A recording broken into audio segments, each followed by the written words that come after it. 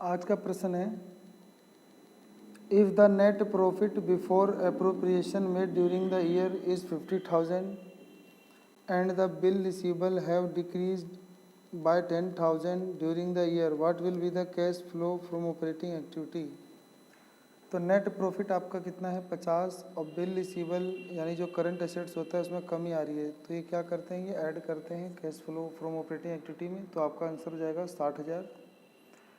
तो अगला है, under what type of activity is payment of cash to acquire debenture by an invested company be shown while preparing cash flow statement. जो investment company होती है वो जब debenture को पेमेंट करती है, payment of cash to acquired debenture, तो अपने डिवेंचर के लिए जब वो कैश पेमेंट करती है तो उसके लिए वो कौन सी एक्टिविटी होती है, ऑपरेटिंग, इन्वेस्टिंग या फाइनेंस। तो इसका उत्तर जाएगा इन्वेस्टिंग कंपनी है तो उसके लिए ऑपरेटिंग एक्टिविटी हो जाता है। ठीक है, अगला है, panorama machine limited has an opening balance, इनका ओपनिंग बैलेंस है 5 लाख रुपए इन security premium reserve and also a debit balance, और इनका डेबिट बैलेंस भी है 10,000 रुपये, मतलब 10 लाख रुपए in surplus statement of profit and loss account में, अंडर रिजर्व एंड सरप्लस के अंदर 10 लाख रुपए डेबिट में भी है इनके।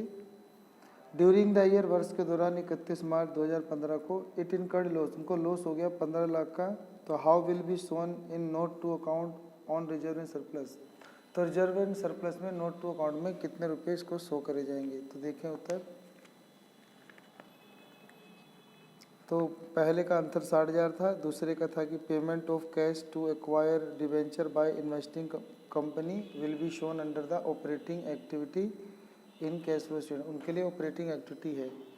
अगला है नोट टू अकाउंट में रिजर्व एंड सरप्लस में, पहले दिखाएंगे सिक्योरिटी प्रीमियम रिजर्व 5 लाख रुपए थे, सरप्लस में ओपनिंग बैलेंस था आपका डेबिट था तो माइनस में दिखाएंगे ब्रैकेट में, ऐड कर देंगे प्रॉफिट, अगर प्रॉफिट होता तो ऐड करते, लेकिन लॉस है तो इसको माइनस कर देंगे और टोटल बैलेंस हो जाएगा 10 और 15 जुड़ के माइनस का 25,000 बैलेंस लिख देंगे। 20,000 will be shown against reserve and surplus under share holder fund in balance sheet. तो बैलेंस शीट में शेयर होल्डर फंड के अंदर जो रिजर्व एंड सरप्लस का कॉलम होता है उसके अंदर आपको 20 लाख दिखाना है, क्योंकि लॉस 10 और 15 25 हो गया, लेकिन 5 का रिजर्व जो है वो कम कर देगा, तो इसीलिए 20 लाख का लॉस जो है रिजर्व एंड सरप्लस में दिखाया जाएगा ब्रैकेट में।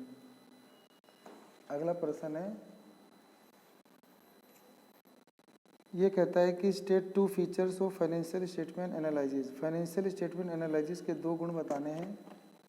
तो features of financial statement analysis, तो पहला है to present the complex accounting data in simple and understandable form, represent करना डाटा को आसान और समझने योग्य बनाने के लिए फाइनेंशियल स्टेटमेंट एनालाइज जरूरी है। To make comparison between different group of to interpret different conclusion, अलग अलग निष्कर्षण के लिए तुलना करने के लिए भी जरूरी है। अगला है कि फ्रॉम द फॉलोइंग इंफॉर्मेशन, निम्नलिखित सूचना से ऑफ आनंद लिमिटेड के prepare a comparative statement of profit and loss, आपको comparative statement of profit and loss तैयार करना है for the year ended 31 March 2014 के लिए, 15 के लिए, ये रहा 14-15, ये ओपनिंग ईयर है, ये क्लोजिंग ईयर है। पर्टिकुलर में आपको लिखा रेवेन्यू फ्रॉम ऑपरेशन, फिर अदर इनकम, एक्सपेंसेस और टैक्स रेट। तो बनाएंगे अकाउंट। तो देखो अकाउंट कैसे बनता है। तो comparative statement of profit and loss account of Anand limited लिख देंगे for the year ended 31 March 2014-15। Particular लिख देंगे रेवेन्यू फ्रॉम ऑपरेशन, फिर अदर इनकम, फिर दोनों का total revenue first plus second, फिर फोर्थ पे आता है एक्सपेंस, फिर प्रॉफिट बिफोर टैक्स, फिर टैक्स लेस करने पे प्रॉफिट आफ्टर टैक्स। तो देखकर आप लिख देंगे रेवेन्यू फ्रॉम ऑपरेशन 19,20,000 और उसका 32 लाख। तो यहाँ से देख के लिखना है बस 19,20,000, 32 लाख और 14,40,000 और 19,20,000 दोनों को जोड़ देंगे तो आपका टोटल रेवेन्यू आ जाएगा। तो देखो टोटल जोड़ दिया, जोड़ के टोटल रेवेन्यू, फिर ऐसी एक्सपेंस जो है ये लिख देंगे और इसको माइनस करके यहाँ लिख देंगे, फिर उसमें से टैक्स माइनस कर देंगे, यहाँ जाएगा। तो यहाँ पे आपको एक्सपेंस भी दिया है, टैक्स भी दिया है, दोनों माइनस कर देंगे। अब ये 40% लिखा है तो क्या करेंगे, तो ये जो माइनस करने पे आया है तो इसका 40% यहाँ दे देंगे, ठीक है।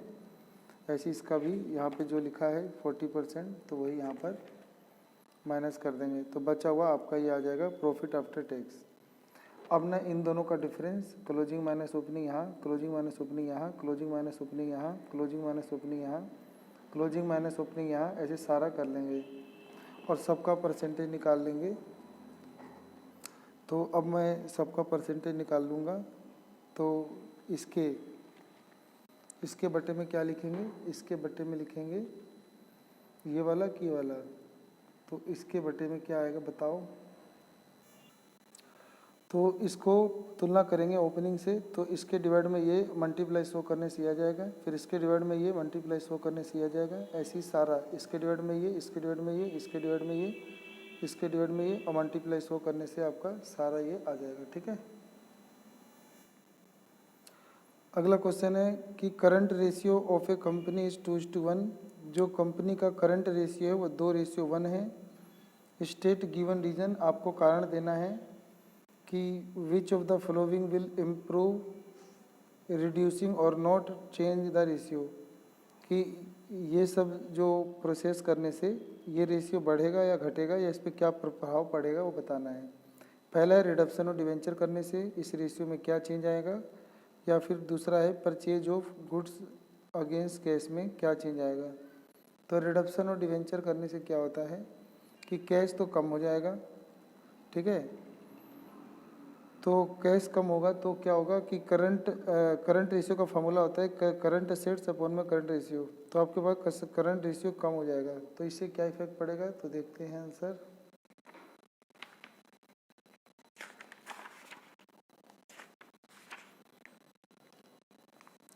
यहाँ पे उत्तर हो जाएगा कि reduction of debenture will reduce, ये घटा देगा करंट रेशियो को, एज करंट रेशियो यानी bank balance will reduce while there will be no change in current liability.